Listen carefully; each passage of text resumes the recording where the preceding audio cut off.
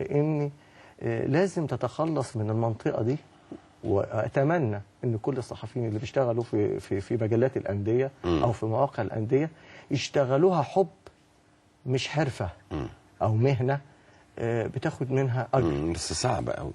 بص حضرتك، انها جهد ووقت وفكر انا معاك. بس القيود الماليه لا هتواجهها قيود مهنيه. ده كلام سليم. ده اكيد، ده كلام سليم، لانك انت بتقبض ما تتكلمش. وحضرتك اكيد لامسها طبعا ولمستها من خلال عملك مثلا كان كنت في اتحاد الكوره. صحيح. خلينا نتكلم صحيح. كلام الناس تحترمنا فيه. مظبوط. ويكون واقعي انك انت خلاص سستمت اخدت نفسك الظرف.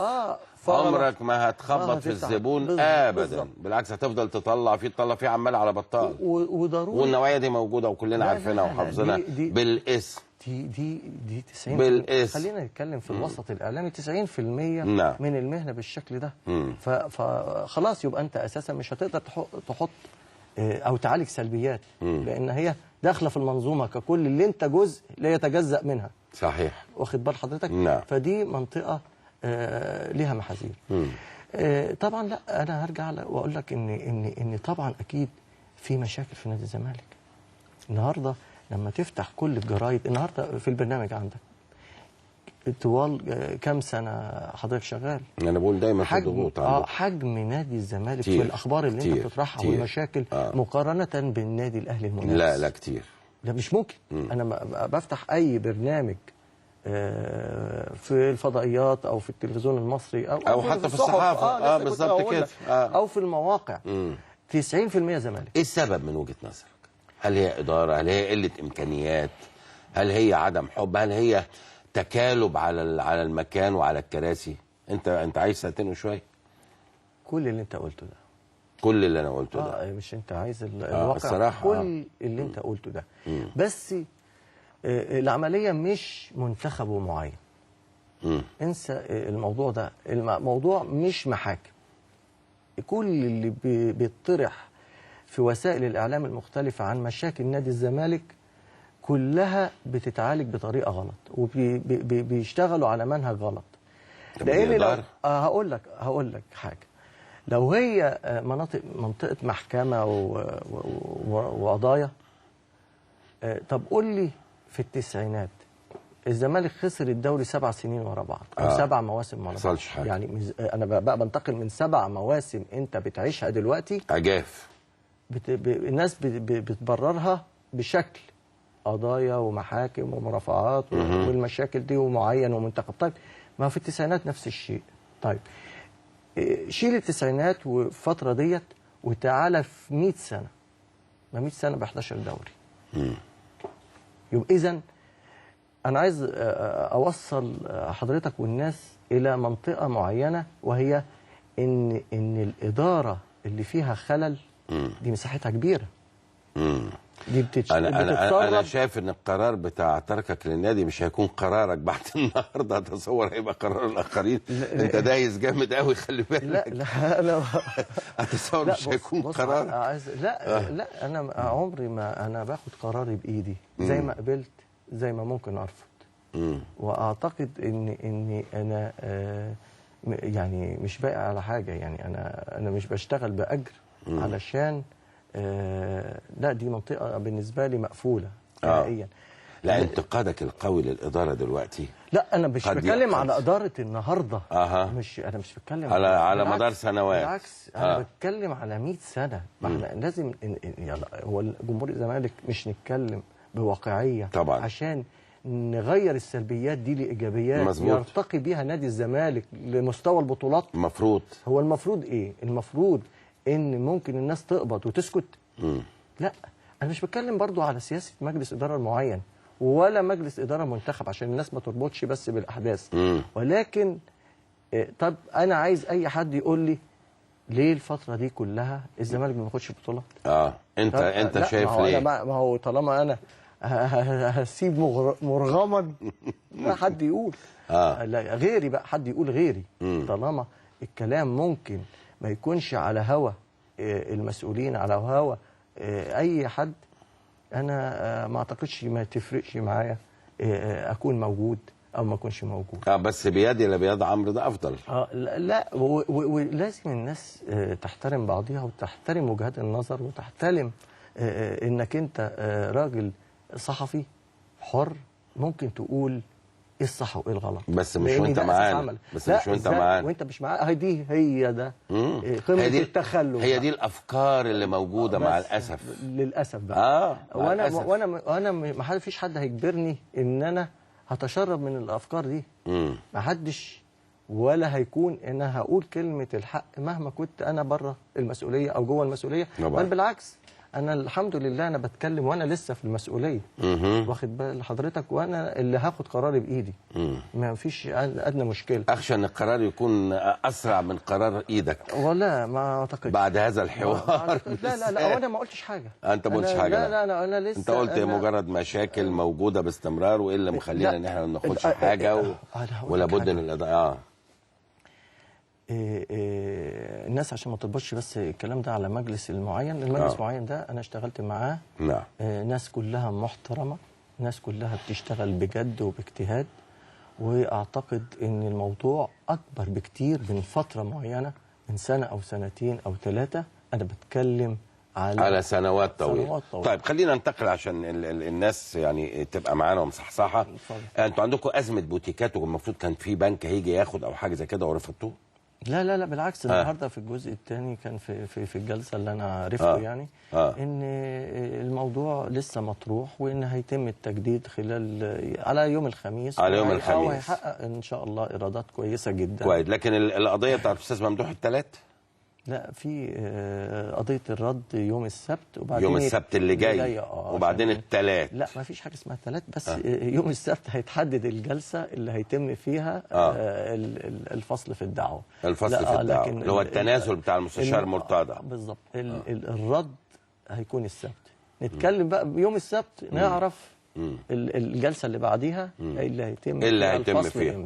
طيب بشكل مختصر ان امكن، ازمتي عمرو زكي وحازم امام تعاملتوا معاها ازاي كنادي الزمالك؟ انا اعتقد ازمه حازم امام في طريقها للحل. بمعنى ان كل اوراق نادي الزمالك يعني الحل القانوني وليس حل مع اللاعب. لا الاثنين يعني في حوار مع حازم. في خطوط متوازيه. في حوار مع حازم. ان شاء الله هيكون في شيء خير ان شاء الله، وفي لصالح نادي الزمالك. القضيه دي كلها كده لصالح نادي الزمالك. لا يعني بس عشان الناس تبقى فاهمه يا استاذ عصام، الحوار مع حازم ولا الحل سياتي من خلال قرار للاتحاد الدولي ومخاطبته باوراق؟ غالبا من اتحاد الكره والاتحاد الدولي. الاتحاد الدولي. يعني اذا وبرضه في خط تاني نحل ودي مع منطقه السعوديه يعني. مع حازم. هل حد بيكلمه هناك؟ مع النادي. لا مع النادي هناك. مع النادي نفسه. النادي نفسه. يعني في حوار من جانبكم؟ في حوار. هل في حد بالاسم متولي هذا الحوار؟ الاستاذ ناصر عزام ده مسؤول على النواحي القانونيه بتاعه الكوره يعني. هو بيتكلم مع نادي الفيصلي بيحاول يحل معاه. هل تاكد انه حازم ما مضاش عقد؟ لأنه لو مضى عقد دخلته في حوارات أخرى هناك. عايز أقول لحضرتك حاجة. أنت هنا وهم هناك هيقولوا لك مضوا العقد، أنت ما مضوش العقد. أنت ما أنت شايف حاجة بقى. هو المنطقة هنا أنت مش عارف السرية اللي هناك ماشية إزاي. هل مضى ولا ما مضاش؟ هم يقولوا مضى. وده طبيعي يقول لك كده فعلا. فأنت بس مش الأستاذ ناصر عزام ده اللي كان ماسك قضية جده قبل كده؟ هو كان ماسك وراح جده على الأهلي.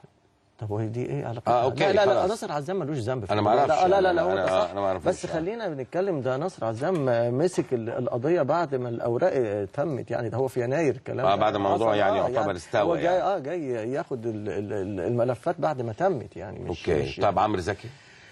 عمرو زكي بقى ده موقفه بقى ان شاء الله هيتحدد بقى خلال الفتره اللي جايه. هو لسه منقطع عن التدريب. يعني انا عايز اقول حاجه في المنطقه دي برضه. يعني انا عايز اقول للاعيب نادي الزمالك بالراحه على نادي الزمالك. هو ما بيقبضش بيقول من السنه اللي فاتت. بس انا هقول حاجه بس. زي اللعيبه دي حقها.